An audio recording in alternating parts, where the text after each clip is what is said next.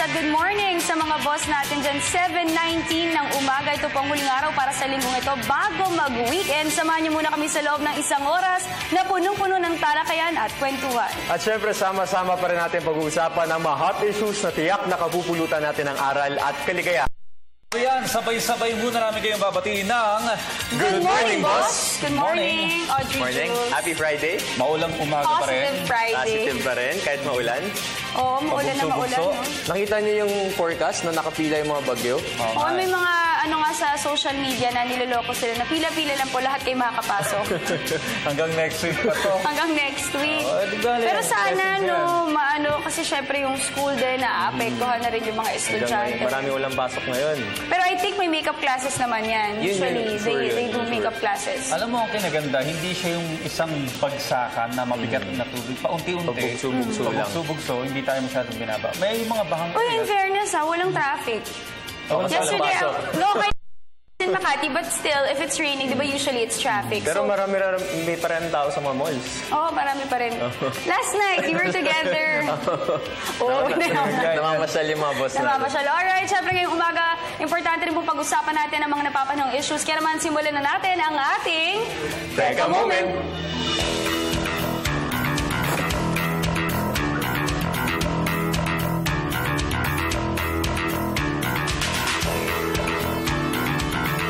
Alright, para sa ating unang teka moment, di ba Audrey Jules, matagal-tagal na rin natin hindi narinig sa balita itong patungkol kay Mary Jane Veloso. Ito recently, halos 2 months rin na nawala siya sa balita. Ito recently, inirekomenda pong sampahan ng kasong estafa, trafficking at ito pong recruiter ni Mary Jane Veloso na sina Maria Cristina Serio and Julius Lacanilao.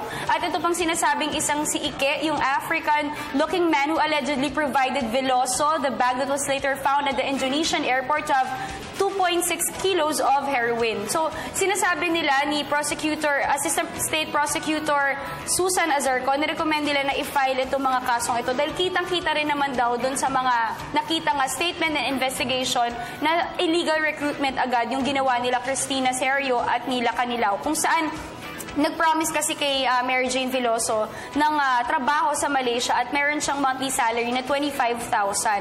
At sinamahan pa nila Canilao si Maria Cristina Serio and Veloso na pumunta sa bus station, papalipad na ang papuntang airport going to Malaysia. At nakita rin po sa mga investigation na itong si Maria Cristina Serio, she had traveled abroad at least 15 times between July 2008 and March 2011. So dito pa lang nakikita na nagba-back and forth siya at wala silang hindi sila legally na pwede mag-recruit at wala naman talagang nag-exist na trabaho para dun sa mga nire-recruit nila.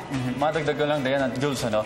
Nakiusap yung mga kaanak o kamag-anak ni Mary Jane Veloso na tigilan muna kasi may mga umuugong na balita since last week na after daw ng Ramadan, maaring ituloy yung hintay kay Mary Jane. Ito, sinabi na rin ng abogado ni Mary Jane ay walang katotohanan at kasi maglalabas ng mga nasa death penalty ang gobyerno ng Indonesia after ng Ramadan. Gayunpaman, sana naman maging fruitful dahil una, ang Pangulong Aquino, kinausap na rin si President Widodo tungkol dito at nahinto nga yung kanyang bitay.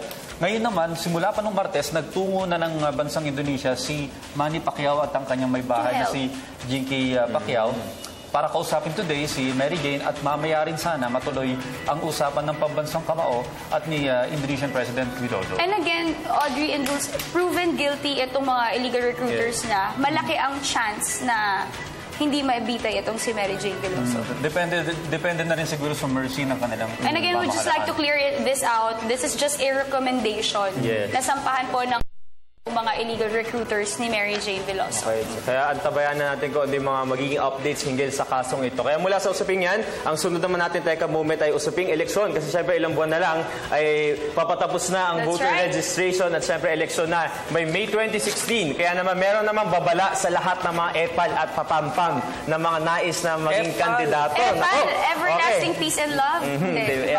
Papapel. Inilunsad po ng National Citizens Movement for Free Elections o itong NAMFEL ang isang Facebook page or isang campaign nila na pinamagatang Election 2016 Pampams. Okay. So dito, hinihikayat lahat ng mga netizens na mag-post ng mga photos at mga videos kung saan pwede lang picturean o videohan yung mga tarps, mga announcements paid ads sa radios and TVs kung saan nga nagpo-promote itong mga posibleng kandidato para sa May 2016 elections. Pwede rin nilang i-post to sa Twitter at gamitin ang hashtag na #pampam. So siyempre ito nga ang paraan nila para kahit papano ay mamulat yung mga botante na hindi pa kasi election period, meron ng mga paraan itong mga possible candidates na tumakbo by 2016. Paalala pa ng CBCP o ang Catholic Bishops' Conference of the Philippines na mag-vote for the right reasons at i-reject ang mga notoriously corrupt, gayon na rin ay tapusin na o wakasan ng political dynasties at syempre ask the right questions habang nasa campaign period. Sabi naman ng COMELEC o ng Commission on Elections na hindi pala itong mga nauuna ng mga kampanya kasi hindi rin nila pwede i-penalize ang mga gumagawa ng premature campaigning kasi nagiging official lamang ang mga kandidato or official candidate sila once nag-start na yung official campaign period. So, basically, hindi illegal yung mga ginagawa nila. Pero, ang sabi naman ng COMELEC... Pero as early as now, marami na rin mga paid advertisements. Sobrang dami na. Kaya ang sabi ng COMELEC, bahala na raw ang publiko na humusga. So... Kung pa lang, di ba, nag-violate na sila ng mga certain What more? But again, we'd like to encourage everyone, most especially the youth, to really take part and to register as early as now. Huwag na natin antayin na mag-deadline pa, October 31. And again, no biometrics, wala po. No bio, no this voto. is not valid. Hindi tayo makakaboto. Tama ka dyan. Iba, ang galing-galing sa Facebook magko-comment. Oo, kaya mag-criticize pero hindi naman pala boboto dahil walang biometrics. So, lalo na yung mga kabataan, magandang makibahagi sila sa mga ganitong klase ng mga pangyayari. And of course, di ba, na pinakita rin naman natin dito sa People's Television Network yung 6 easy steps on how to register. Kami ni Jules yung nag-feature niyan mismo. Kasama namin din yung sa COMELEC. Okay. Ngayon, sinasabi siguro ng COMELEC, ulitin ko lang, Jules, nakilalanin yung mga politikong ito, kung ito ba'y traditional na politician, sinusuportahan ba nila yung anti-dynasty bill or ayaw nito? Yun. Okay. Kaya yung may mga sticker na agad, yung may It's really important din na ma-educate lalo na yung mga kabataan kasi baka mamaya may vote buying. Saka kailangan maging issue-based personality politics. Anyway, sobrang dami natin pag-uusapan ngayong umaga. Mamaya pag-uusapan din natin ng eleksyon. Kaya for this Workday Friday, pag-uusapan natin ang ugnayan ng sunod-sunod na pagtama ng bagyo at global warming. Kayo na rin siyempre ang partisipasyon ng kabataan sa halalan at ang rehabilitation efforts ng MMDA sa lugar na napipinsala ng bagyo at ng hanging habagat. At saka mga boss, dapat nyo rin pong abangan ang aming mga segments na CNTV, Joe on the Go, I Love My Culture at siyempre, kasama si Director Carby Salvador. Fridays. Fridays. At syempre, maaari nyo rin kami panood by live streaming ptv.ph. Maaari nyo i-like ang aming Facebook page, facebook.com/GMorningBoss. I-follow aming Twitter account at GMorningBoss at bisitahin na rin ang aming YouTube page, PTV Space. Dyan lamang po kayo dahil magbabalik pa ang Good Morning, Boss!